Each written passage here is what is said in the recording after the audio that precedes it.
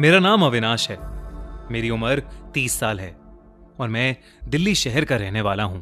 मेरा पूरा परिवार असल में बिहार के एक बहुत अंदरूनी गांव से आता है, लेकिन मेरा परिवार 80 साल पहले माइग्रेट होकर दिल्ली आ गया था। मेरे या मेरे पिता में से कभी कोई गांव नहीं गया था। पर 5 साल पहले 2015 में जब बहुत कोशिशों के बाद मेरी बीवी राजश्री प्रेग्नेंट हुई, तो डॉक्टर ने कहा कि हमें राजश्री की अच्छी सेहत के लिए उसे शुद्ध वातावरण में ले जाना चाहिए। हम सब ने सोचा कि हमारे गांव से शुद्ध वातावरण तो हमें कहीं नहीं मिलेगा, तो हमने अपने बिहार वाले गांव में जाने का फैसला किया। पर हमें नहीं पता था कि हमारा यह फैसला हमारी जिंदगी हमेशा के लिए तबाह कर देगा। बहुत लंबे सफर के बाद हम रात को गांव पहुंचे। उस चांदनी रात में गांव बहुत सुंदर लग रहा था। वहां एकदम शांति थी। गांव पहुंचकर राजश्री की खुशी का कोई ठिकाना ही नहीं था, पर उसे नहीं पता था कि ये खुशी बस कुछ ही घंटों की थी। 2 साल पहले हुई मां की मौत के बाद पिताजी भी पहली बार घर से बाहर निकले थे। मैंने गांव का घर खोला और राजश्री और पिताजी को घर के अंदर कमरे में बिठाया। मैं जैसे ही सामान लेकर कमरे में वापस आया तो मैंने देखा कि पापा सोफे पर बेहोश पड़े थे और उनका चेहरा सफेद पड़ गया था। मुझे समझ ही नहीं आया कि अचानक पापा को क्या हो गया है। राजश्री ने मुझे जल्दी से पापा को हॉस्पिटल लेकर जाने को कहा। हॉस्पिटल गांव से दूर शहर में था और मैं उस हालत में राजश्री को अकेला नहीं छोड़ना चाहता था। पर राजश्री की हालत ज्यादा ट्रैवल करने लायक भी नहीं थी। राजश्री ने मुझे हिम्मत दिखाई और पापा के साथ जाने को कहा। मैं पापा को गाड़ी में बिठाकर हॉस्पिटल चला गया। पापा पूरी रात हॉस्पिटल में ही भर्ती थे। दरअसल बीपी लो होने के कारण वो बेहोश हो गए थे और डॉक्टर ने उनको ग्लूकोज चढ़ाकर घर ले जाकर आराम करवाने को कहा। मैंने राजश्री को रात भर फोन करने की कोशिश की, पर उसने फोन ही नहीं उठाया। मैं अगली दोपहर पापा को लेकर जब घर गया तो जो मैंने देखा वो बेहद ही अजीब और डरावना था। मैंने देखा कि राजश्री कमरे के कोने में खड़ी है और दीवार की तरफ मुंह कर अपने नाखूनों से दीवार को नोच रही है। ये देखते ही मैं अंदर से कांप गया।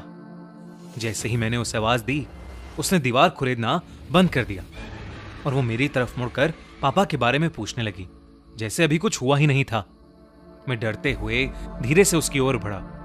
मुझे लगा कि शायद ये सब स्ट्रेस का नतीजा है, तो मैं राजश्री को कमरे तक लेकर गया और उसे वहां सुला दिया। मैंने डॉक्टर को फोन करके उसको सब बताया, तो उसने भी राजश्री की हरकतों को थकान और स्ट्रेस बताकर राजश्री का खास ध्यान रखने को कहा। अगले 2 दिन कुछ नहीं हुआ। फिर एक रात अचानक से मेरी नींद खुली। राजश्री बेडरूम में नहीं थी। मैंने उसे पूरे घर में ढूंढा, लेकिन वो कहीं नहीं मिली। उसे ढूंढते ढूंढते जब मैं आंगन में पहुंचा तो मैंने जो देखा वो देखकर मेरे होश उड़ गए। मैंने देखा कि राजश्री छत के कोने की तरफ उल्टी चल रही थी। वो साथ ही कुछ बड़बड़ा भी रही थी। मैं बहुत बुरी तरह डर गया, क्योंकि एक गलत कदम और राजश्री छत से सीधा नीचे गिर सकती थी। मैं भागकर छत पर गया और राजश्री को चिल्लाकर बुलाने की कोशिश की, पर उसको कई बार बुलाने पर भी उसने कोई जवाब नहीं दिया और अचानक ही वो बेहोश होकर गिर पड़ी। मैं उसके पास गया तो मैंने देखा कि उसे कोई होश ही नहीं था कि उसके साथ क्या हो रहा है। वो काफी डरी हुई थी और रोते हुए एक ही चीज कहे जा रही थी, वो मुझे और हमारे बच्चे दोनों को लेने आई है। उसकी ये बात सुनते ही मेरे रोंगटे खड़े हो गए और मैं समझ गया था कि ये थकान नहीं बल्कि किसी बुरे साए की वजह से हो रहा है। मुझे कुछ समझ नहीं आ रहा था और देखते ही देखते राजश्री का शरीर अब तपने लगा था। मेरे पास और कोई चारा नहीं था, इसलिए मैंने आधी रात में ही गांव के सबसे बड़े पंडित को घर बुलवा लिया। मैंने राजश्री को बिस्तर पर लेटाया और पंडित जी का इंतजार करने लगा। उनके आने पर मैं उन्हें लेने बाहर गया और जब हम लोग कमरे में वापस आए तो राजश्री अपने बेड पर नहीं थी। हम फिर से पूरे घर में उसे ढूंढने की कोशिश करने लगे, पर वो कहीं नहीं दिखी। मैं बेडरूम में वापस आया तो मेरी नजर हमारे कमरे की अलमारी के ऊपर गई और मेरा दिल दहल उठा। राजश्री अपने घुटने सर में दिए उसी अलमारी के ऊपर बैठी थी। उसे देखते ही पंडित जी भी बहुत चक्के रह गए। और उन्होंने मुझे उस कमरे से निकल जाने को कहा। मैं राजश्री को अकेला नहीं छोड़ सकता था, लेकिन पंडित जी की बात भी नहीं टाल सकता था। मैं कमरे से बाहर जाने के लिए जैसे ही मुड़ा, वैसे ही ऊपर बैठी राजश्री ने अपना सर उठाया। राजश्री की आंखें काली पड़ चुकी थीं और वो एक डरावनी सी हंसी हंस रही थी। उसके हाथ में एक बड़ा सा चाकू भी था।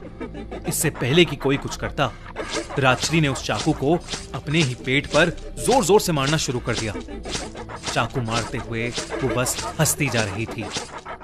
कुछ ही पलों में राजश्री बेहोश होकर अलमारी से नीचे गिर गई। मैं ये सब देखकर सुन पड़ गया था और मेरी आंखों से आंसू आने लगे। पंडित जी ने मुझे राजश्री से दूर किया और मुझे वहां से जल्द निकलने के लिए कहा। उन्होंने बताया कि करीब 50 साल पहले इसी गांव में एक लड़के ने एक छोटी जाति की लड़की से शादी की थी। शादी के 1 साल बाद उनका बच्चा भी होने वाला था, पर उस लड़के के घर वालों को यह मंजूर नहीं था। इसलिए उन्होंने उस लड़की और उसके पेट में पल रहे बच्चे को बेरहमी से मार दिया था। तब से लेकर आज तक हम गांव में कभी भी किसी गर्भवती महिला को अकेले नहीं छोड़ते हैं। कहते हैं कि उसी लड़की का साया किसी को भी मां नहीं बनने देता। ये सब सुनकर मैं तड़प तड़प कर रोया। मेरी जिंदगी उस 1 हफ्ते में पूरी तरह बर्बाद हो गई थी। मैं आज भी हर दिन अफसोस करता हूं कि मैं राजश्री को उस गांव में क्यों लेकर गया। अगर उस गांव में नहीं जाता तो शायद आज वो मेरे पास होती।